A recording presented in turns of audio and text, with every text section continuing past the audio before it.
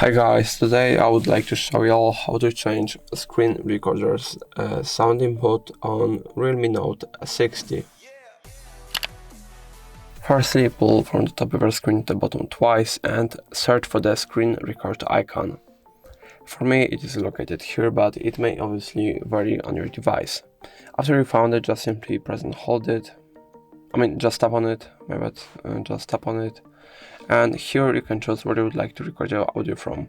Right now the video is mute, so we have to tap on this button, and now we can either choose our device or mic, both of them, or again none of them.